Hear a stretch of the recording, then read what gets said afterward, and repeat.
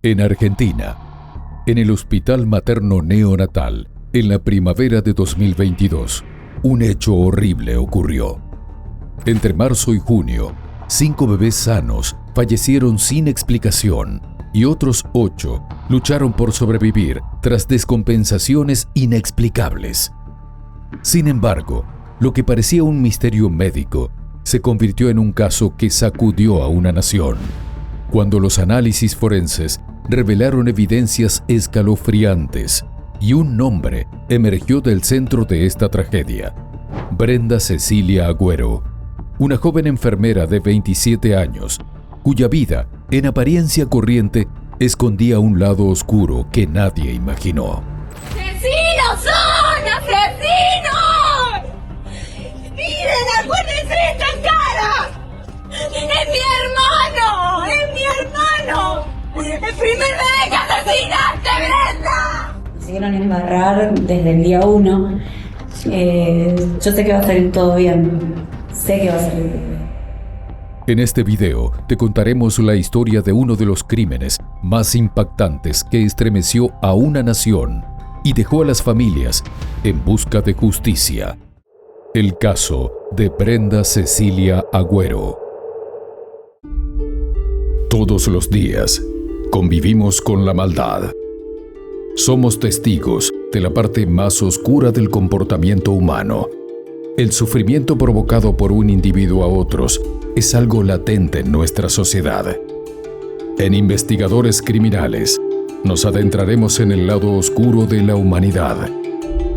Traeremos a la pantalla los más diversos crímenes y trataremos de entrar en la mente de esos seres que cometen los más terribles actos. Yo soy Alejandro y el día de hoy te traigo otro caso más. El 2 de junio de 1995, en la bulliciosa ciudad de Buenos Aires, Argentina, nació Brenda Cecilia Agüero, la menor de 3 hermanas de una familia trabajadora.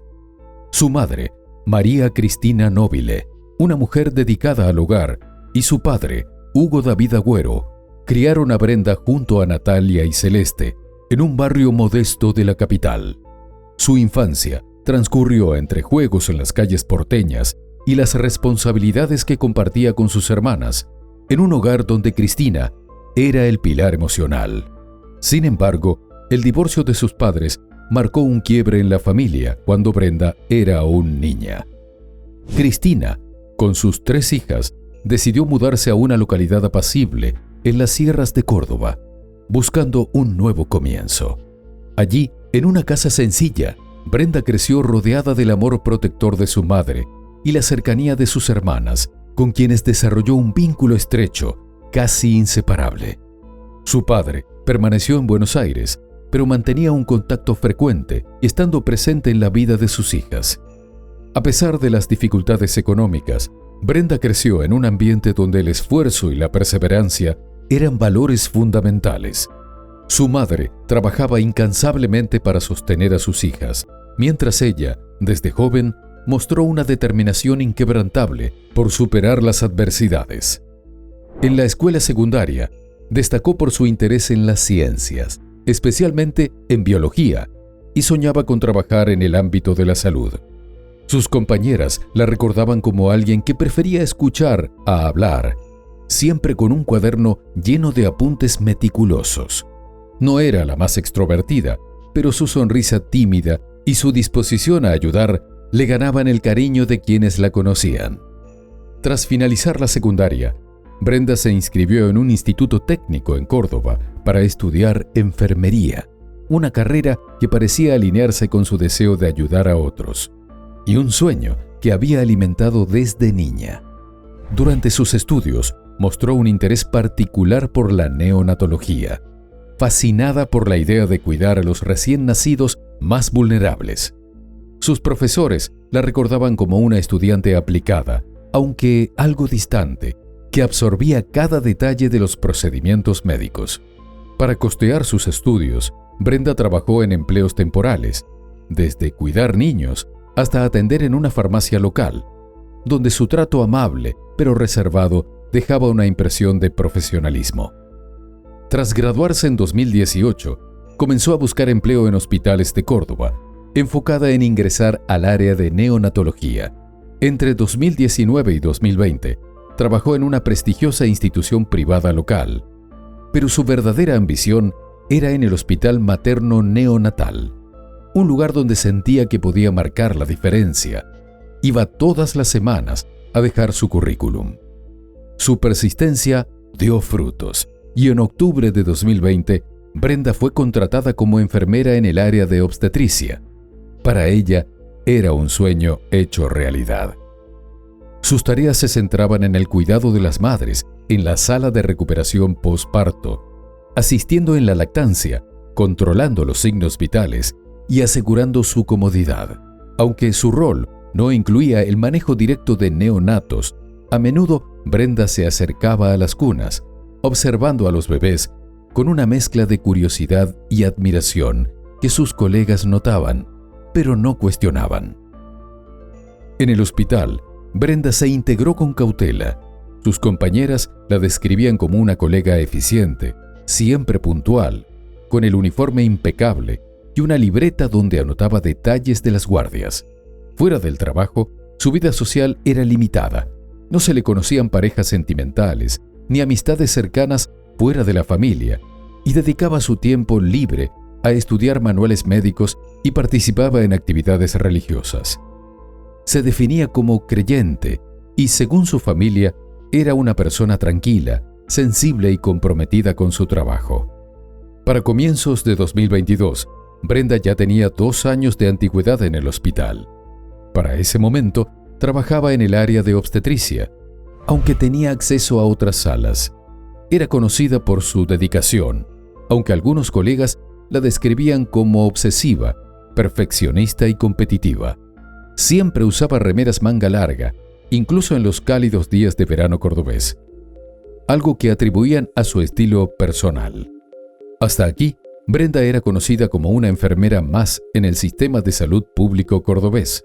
Pero todo cambió en marzo de 2022, cuando la rutina del Hospital Materno Neonatal se vio sacudida y comenzaron a registrarse fallecimientos inexplicables de recién nacidos.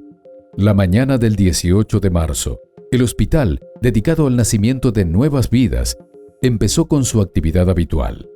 En una de las salas de recuperación, Vanessa Cáceres sostenía feliz a su hijo recién nacido, un bebé sano que llegó al mundo por cesárea. Pero la alegría de Vanessa se desvaneció en pocas horas, cuando alrededor de las 11 de la mañana, su hijo se descompensó súbitamente. Los médicos lo trasladaron a terapia intensiva, pero no pudieron salvarlo. La doctora de guardia, María Alejandra Luján, firmó el certificado de defunción, atribuyendo el fallecimiento a una causa natural, posiblemente muerte súbita. Vanessa, devastada, lloró en silencio, sin respuestas claras del personal. El hospital continuó su rutina y las autoridades, lideradas por la directora Liliana Asís, no ordenaron investigaciones ni autopsias adicionales. El caso de Francisco se archivó como una tragedia aislada. El 23 de abril, un mes después, otra madre, Damaris Bustamante, enfrentó un dolor similar. Su hijo nació sano, pero apenas 10 horas después, su pequeño cuerpo se apagó tras una descompensación inexplicable. Fue declarado como muerte neonatal. Algunos médicos y enfermeros comenzaron a murmurar en los pasillos, notando que 2 bebés sanos habían fallecido en circunstancias similares en poco tiempo. Sin embargo, nadie sospechó en ese momento que algo más siniestro pudiera estar ocurriendo, y la vida en el hospital continuó sin cambios. Apenas unos días después, la sala de recuperación volvió a ser escenario de un evento perturbador. Gabriela González, una joven madre, observaba a su pequeño recién nacido cuando una enfermera de obstetricia se acercó a la cuna. La enfermera le dio la espalda a Gabriela sosteniendo al bebé, quien de pronto gritó como si lo hubieran pellizcado. Minutos después, la enfermera alertó que algo andaba mal con el bebé, quien comenzó a descompensarse. Los médicos actuaron rápidamente estabilizando al pequeño tras 12 días de internación. Gabriela, confundida, notó que la enfermera había predicho la descompensación antes de que ocurriera, pero en ese momento no entendió por qué. Algunos médicos, alertados por el incidente, pidieron a Adriana Morales, coordinadora del Comité de Seguridad del Paciente, que investigara. El 6 de mayo, la coordinadora solicitó una revisión interna de las descompensaciones recientes, pero la directora del hospital no tomó medidas drásticas. Solo restringió el acceso a ciertas áreas, pero no se informó a la justicia ni se apartó a ningún empleado. El 23 de mayo, la tragedia golpeó nuevamente. Esta vez, Julieta Guardia abrazó a su hijo sano tras el parto. Horas después, una enfermera se llevó al bebé con la excusa de un chequeo rutinario, tras pedir a Julieta que bajara a la guardia porque alguien preguntaba por ella. Pero, cuando regresó, le informaron que su hijo había sufrido un paro cardiorrespiratorio y no sobrevivió. La madre, rota de dolor, no recibió explicaciones claras. Como en los casos anteriores, el hospital clasificó la muerte como súbita, sin ordenar una autopsia. Los rumores entre el personal crecieron y algunos médicos analizaron un lote de vitamina K, sospechando contaminación, pero los resultados fueron negativos. La jefa de neonatología fue informada de las sospechas, pero no actuó. En los pasillos, el ambiente se tornó tenso, aunque nadie se atrevía a señalar a un responsable. La noche del 6 de junio marcó un punto de inflexión. En pocas horas, 4 bebés se vieron afectados en la sala de recuperación. 2 fallecieron y 2 sobrevivieron. Las pruebas iniciales revelaron niveles fatales de potasio en ambas bebés fallecidas. Los estudios forenses también encontraron pinchazos en la espalda, aplicados a través de la ropa, lo que descartó errores médicos o infecciones. El 7 de junio, la directora del hospital admitió ante el entonces secretario de Salud, Pablo Carvajal, que no controlaba la situación. El Ministerio de Salud, liderado por Diego Cardoso, ordenó una investigación interna, asignando a 2 encargadas la tarea de elaborar una línea de tiempo de 13 casos sospechosos, los 5 fallecidos y 8 descompensaciones, 2 de ellos con secuelas permanentes como retraso madurativo. Al día siguiente, el 8 de junio, durante una reunión entre varias autoridades del hospital y del Ministerio de Salud, la directora señaló que una doctora mostró fotos de lesiones en un bebé, sugiriendo un acto intencional. Ese mismo día, el hospital otorgó licencias masivas a 23 empleados, entre ellos Brenda, y no se registraron más incidentes. Sin embargo, las autoridades de salud no denunciaron los hechos a la justicia, una decisión que más tarde sería cuestionada como intento de encubrimiento para proteger la imagen del hospital.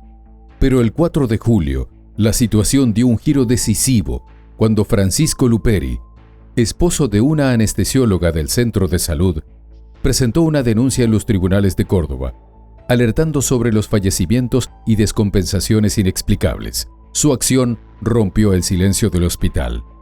Las pistas iniciales incluyeron un informe del jefe de farmacia que detectó un faltante de 20 viales de potasio en junio, cuando ocurrieron 3 de los fallecimientos. La fiscalía ordenó un allanamiento inmediato al centro de salud y la exhumación de los cuerpos de los bebés. Las autopsias, realizadas por el equipo argentino de antropología forense, confirmaron hiperpotasemia en los 3 casos, con marcas de pinchazos en 2 de ellos. Los análisis clínicos de los sobrevivientes detectaron picos de insulina y potasio, reforzando la hipótesis de inyecciones deliberadas. El fiscal a cargo suspendió a la directora del hospital y relevó a 23 empleados para interrogarlos, centrando su atención en el personal presente los días que ocurrieron los 13 casos. A medida que la investigación avanzaba, las pistas comenzaron a converger. Entre el 4 y el 31 de julio, la fiscalía entrevistó al personal y analizó los registros hospitalarios, descubriendo que una enfermera de obstetricia estuvo presente en cada uno de los 13 incidentes. Se trataba de Brenda, de 27 años. Los investigadores encontraron en su celular búsquedas en noviembre de 2021 sobre cómo dosificar potasio e insulina en recién nacidos, junto con 9 archivos sobre paros cardíacos y medicamentos neonatales. Testimonios de colegas recordaron un comentario inquietante realizado por Brenda a finales de abril durante una guardia nocturna. La joven dijo que todas sus compañeras decían que ella era la que le quitaba la vida a los bebés. Esa frase, pronunciada en tono ligero, generó risas nerviosas, pero no se reportó a las autoridades en su momento. Además, algunos resaltaron su hábito de usar mangas largas, incluso en verano, lo que muchos interpretaron como un intento de ocultar jeringas. El 11 de agosto de 2022, el caso finalmente se hizo público. Lo que había comenzado como el llanto de madres en las salas del hospital se convirtió en una tormenta judicial. Las familias, unidas por el dolor, comenzaron a organizarse, sosteniendo fotos de sus bebés y exigiendo justicia. Los medios comenzaron a hablar de lo que hasta entonces había sido un secreto institucional. El fiscal confirmó que había una investigación penal en curso y que se estaban revisando historias clínicas, registros de medicación y reportes internos. La comunidad médica también reaccionó. Algunos profesionales del hospital comenzaron a hablar, señalando que había irregularidades y que se habían elevado reportes internos que nunca fueron respondidos. En los días siguientes comenzaron a aparecer carteles frente al hospital. Algunas familias colgaron fotos de sus bebés, otras dejaron dibujos de pies diminutos acompañados de mensajes. Aunque no hubo marchas masivas en ese momento, sí se organizaron vigilias, misas y encuentros comunitarios para pedir justicia. La presión social crecía. El Ministerio de Salud intentó controlar el daño, pero las críticas se intensificaban. La figura del entonces ministro Diego Cardoso comenzó a ser cuestionada. Algunos legisladores pidieron explicaciones públicas, lo que hizo que el ministro renunciara a su cargo. Por su parte, la directora del hospital fue señalada por haber ocultado información clave. La tensión era palpable. El nombre de Brenda comenzó a circular, por lo que el 19 de agosto de 2022 fue detenida en su casa. La investigación ya tenía un rostro, pero para muchas familias el dolor apenas comenzaba. Las autopsias y los análisis clínicos confirmaron que Brenda tuvo acceso a los carros de paro, donde se almacenaban potasio e insulina sin control de inventario, lo que facilitó sus acciones. En noviembre de 2022, el caso ya había conmocionado a la sociedad argentina. En las redes sociales, la indignación crecía. Usuarios anónimos y cuentas locales compartían imágenes de los bebés fallecidos, exigiendo justicia y cuestionando la inacción del hospital. En diciembre, las familias de los bebés realizaron su primera protesta pública frente al hospital. Mi hijo no muere por una muerte natural. Mi hijo muere porque le inyectaron potasio e insulina. La cobertura mediática se intensificó con titulares que describían a Brenda como una posible asesina serial, llamándola el ángel de la muerte, y cuestionaban el sistema de salud pública. La presión pública llevó a la Fiscalía a ampliar la investigación, recompiló más pruebas y entrevistó a testigos, confirmando que Brenda manipuló a los bebés en la sala de recuperación, a menudo desvistiéndolos sin motivo o llevándoselos para supuestos chequeos. La Fiscalía amplió la imputación de Brenda a 5 homicidios calificados y 8 tentativas de homicidio, argumentando que actuó con intención homicida para destacar profesionalmente, inyectando sustancias letales para ser la primera en alertar sobre las descompensaciones. El representante del Ministerio Público señaló un patrón serial, respaldado por las autopsias y los testimonios de madres y colegas. Asimismo, se anunció la imputación de 10 exfuncionarios del hospital y del Ministerio de Salud por encubrimiento y omisión de deberes, incluyendo a la exdirectora del centro y Diego Cardoso, quien para ese momento había renunciado a su cargo como ministro de Salud. Las familias de las víctimas expresaron alivio. pero también furia por la demora en la acción del hospital. Durante los primeros días en prisión, Brenda se mantuvo en silencio. Se abstuvo de declarar, pero más adelante, en una entrevista desde la cárcel, acusó a un colega suyo, otro enfermero del hospital, diciendo que él estaba presente todo el tiempo en los momentos en que ocurrieron los fallecimientos. ¿Vos manipulabas el potasio? No, de hecho potasio donde yo estaba no hay. Compañero que yo te mencioné anteriormente, que estaba en todos los partos, cuando declaró, porque yo tengo parte del expediente acá conmigo, cuando declaró dijo que él sí conocía el potasio y que el potasio se aplica a los bebés en urgencia. Esta acusación, sin embargo, fue rápidamente descartada por la Fiscalía, que señaló que las pruebas, como las autopsias, los análisis toxicológicos y los testimonios apuntaban únicamente a ella.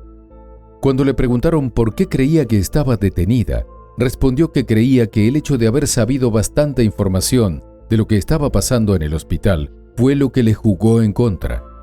Aseguró que los decesos de los bebés no eran nuevos, que venían ocurriendo desde hacía tiempo, incluso antes de que ella ingresara al hospital. También lanzó una crítica directa a las madres que no denunciaron. La entrevista generó reacciones inmediatas. Algunos médicos la calificaron como desafiante, otros como desesperada.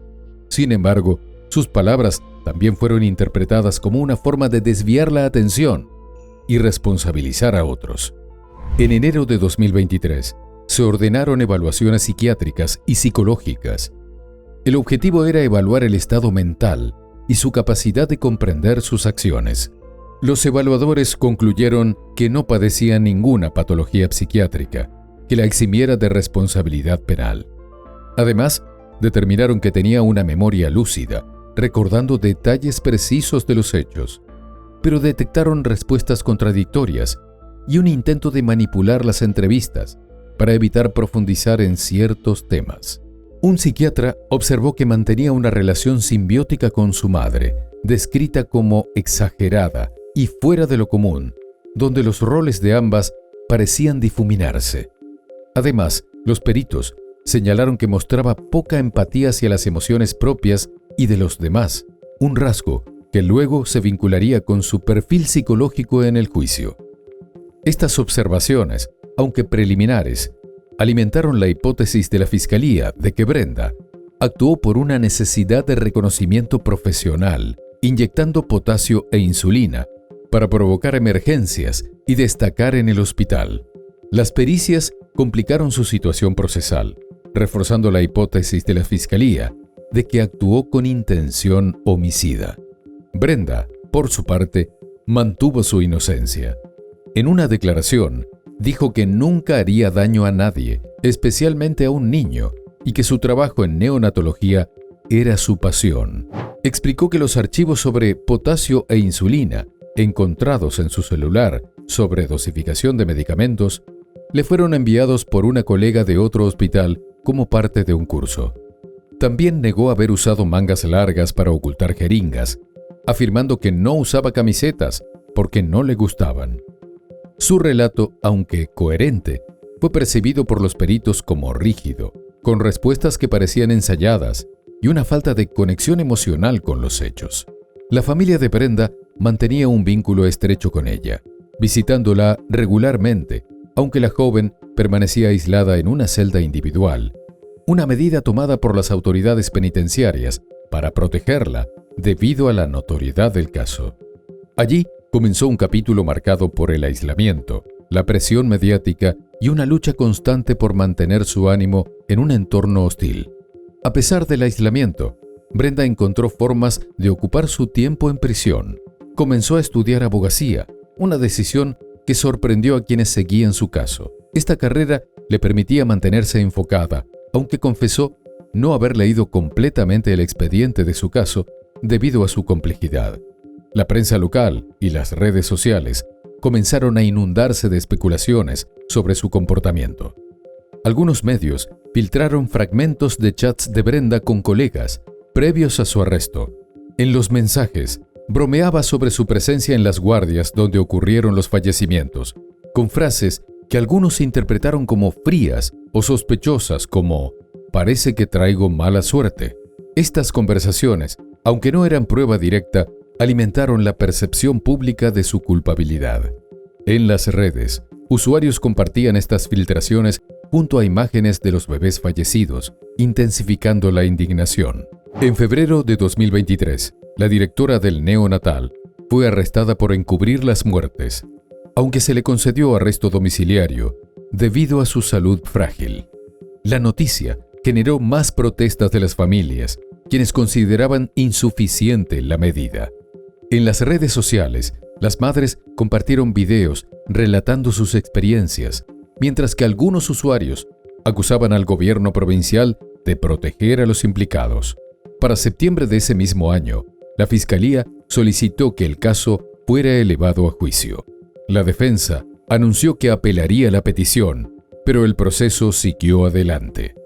El 9 de mayo de 2024, el tribunal rechazó las apelaciones de Brenda para evitar el juicio, ordenando que ella y los 10 exfuncionarios enfrentaron un proceso por jurado. La decisión fue celebrada por las familias, que organizaron una vigilia frente a los tribunales, portando globos blancos y fotos de sus hijos. El 6 de enero de 2025, inició el juicio contra Brenda. La sala estaba abarrotada. Familiares de las víctimas, con fotos de sus bebés pegadas en el pecho, ocupaban las primeras filas, mientras que la madre de Brenda, quien no dejó de asistir a ninguna de las audiencias, observaba desde un rincón, acompañada de sus otras 2 hijas. La primera declaración de Brenda fue breve pero cargada de emoción. Aseguró que jamás le haría daño a un niño y acusó a los medios de pintarla como una asesina serial y prometió probar su inocencia. Quiero que quede bien, pero bien en claro, que no entiendo en qué cabeza cabe que una persona sana, que no tiene ningún tipo de enfermedad psiquiátrica, que no tengo ningún tipo de antecedentes, nunca tuve problemas en ninguno de los trabajos que tuve, de la noche a la mañana se le haya ocurrido salir a matar. No existe posibilidad alguna de que se me cruce por la cabeza querer hacerle algo a una persona, mucho menos a unos niños. Mostraron búsquedas en su celular sobre cómo dosificar potasio e insulina en recién nacidos y también presentaron fotos de su teléfono. Bebés en incubadoras, un vial de vitamina K y la mano de un bebé con manchas rojas, interpretadas por los psicólogos como indicios de un perfil narcisista y psicopático. La Fiscalía mostró las fotos, subrayando que las imágenes de bebés y medicamentos reflejaban la obsesión por el control. El peritaje psicológico presentado describió a Brenda como narcisista, con dificultades para empatizar y una necesidad de reconocimiento profesional, lo que apoyaba la hipótesis de la acusación de que inyectó sustancias a los bebés para provocar emergencias y destacar. Los testimonios de las madres de las víctimas marcaron un punto álgido. La madre de Isabela, una bebé que sobrevivió, relató con voz temblorosa que vio a Brenda inyectar a su hija en la cuna, tras lo cual Isabela lloró intensamente y se descompensó. Cuando ella me da la espalda, la bebé grita con todo pero fue fuerte. Y yo le dije, ¿qué le hiciste? Porque me salió así, no porque ella acusándola de que le hizo algo, porque me salió así decírselo. Y ella se puso colorada, es lo que yo recuerdo, que ella se puso colorada. Y la otra chica, la flaquita, su compañera, le dice, dámela, y le dice, es con vos todos los bebés, porque eso fue lo que ella te dijo a vos, es con vos que lloran. La madre y las hermanas de Brenda declararon en su defensa. Natalia la describió como una profesional dedicada. Los 10 exfuncionarios imputados también subieron al estrado. La exdirectora del hospital afirmó que confiaba en su equipo y no vio razones para denunciar antes, ya que las muertes iniciales parecían naturales. Por su parte, el exsecretario de Salud dijo que ordenó una investigación interna tan pronto como supo de las sospechas en mayo de 2022, mientras que la ex jefa de neonatología y la coordinadora del Comité de Seguridad del Paciente insistieron en que no había pruebas claras hasta las autopsias de junio. En tal sentido, el ex subdirector administrativo del hospital negó responsabilidad en el control de inventarios, mientras que el exministro de Salud argumentó que actuó dentro de sus funciones al ordenar la investigación interna. Los otros 4 acusados declararon que no tuvieron indicios suficientes para sospechar un crimen hasta que la fiscalía intervino. El 8 de mayo, la defensa de Brenda presentó su alegato. Argumentó que no había pruebas directas. Nadie vio a la acusada inyectar a los bebés.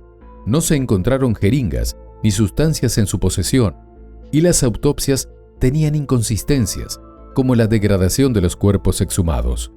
Sugirió que los fallecimientos podrían deberse a sepsis o complicaciones neonatales y que Brenda fue usada como chivo expiatorio para encubrir un sistema hospitalario colapsado. Que es mujer porque es débil, porque es humilde, porque era el eslabón más corto de la estructura, porque no se pagaba ningún costo con eso y porque servía para calmar la ansiedad de una sociedad que 2 años después, recién desde el año 2022, recién ahora vamos a tener la posibilidad de demostrar la verdad, la inocencia de Brenda Agüero. Los fiscales argumentaron que Brenda, asignada al cuidado de madres en la sala de recuperación, manipuló a los bebés sin autorización, usando su acceso a los carros de paro, sin control de inventario, para obtener potasio e insulina. Los abogados de los exfuncionarios defendieron que sus clientes no encubrieron intencionalmente, sino que actuaron bajo la creencia inicial de que los fallecimientos eran naturales, por lo que decidieron la absolución, argumentando que no había pruebas de dolo. El 12 de junio, Brenda enfrentó por última vez al tribunal. Con voz firme, negó haber causado daño alguno a los niños involucrados, asegurando que no sabía cómo seguir repitiendo su inocencia. Soy la asesina serial o la enfermera Brenda Agüero, asesina serial del Hospital Materno Neonatal, como lo han difamado todo este tiempo. No soy eso que todos les han hecho creer. También criticó a las madres que testificaron, insinuando que sus declaraciones estaban preparadas y que le habían dolido verlas leer de los papeles mientras hablaban de la muerte de sus hijos.